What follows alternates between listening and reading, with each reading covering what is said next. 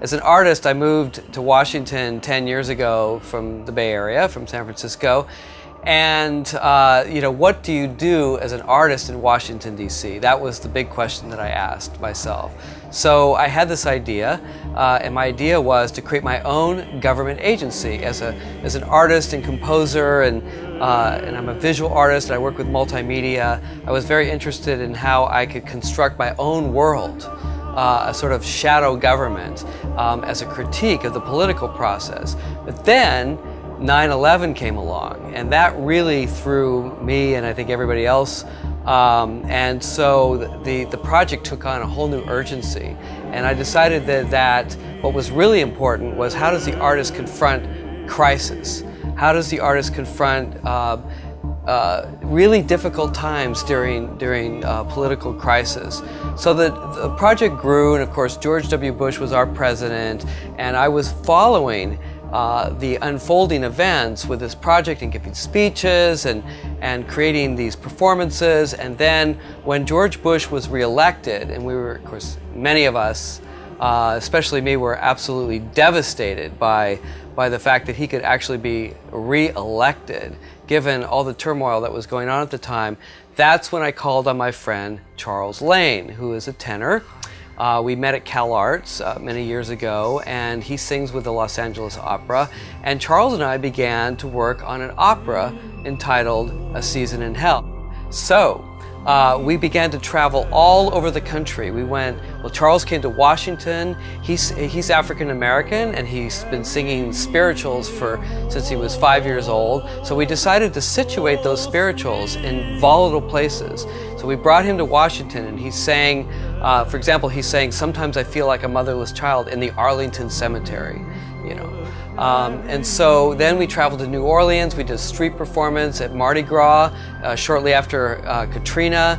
We then went to the Bible Belt, and we filmed and confronted all the religious fanatics in the Bible Belt. It's like a Dante-esque journey through the underworld of America. We ended the piece in Death Valley. So that was a couple of years ago. At that time, I began to work with a team, Melissa Weaver, a director, Gregory Kuhn, set designer and sound designer, and Charles and we began to work on a stage production of A Season in Hell. So I brought all this material together.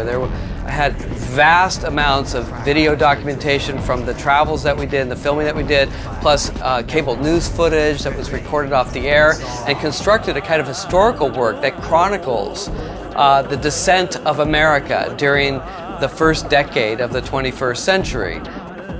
We have been working on this stage version of the piece, in which Charles and I act out the creation of the work. It was like we treat the theater like it's my studio. It's the artist's studio, and we show how the artist assembles material, confronts crisis, deals with all the political ramifications of the work, and also our relationship as collaborators. That all gets infused into the narrative of the work.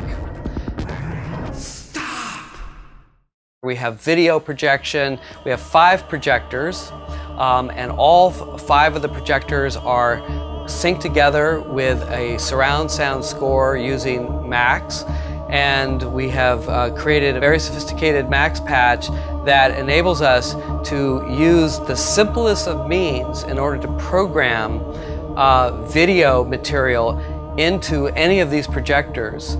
We actually created a patch that incorporates an Excel spreadsheet. If you can imagine that you can program video for 5 projectors using an Excel spreadsheet. It is incredibly simple to do. We have interns working here who are watching rehearsal, and they're able to pull up the master spreadsheet, the cue sheet, and put in examples of material, and then we just load that into the patch.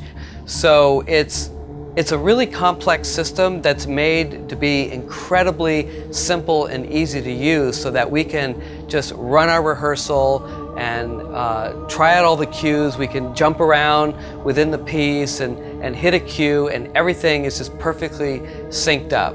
We've worked very hard to make it a simple but powerful compositional design tool for our collaborators.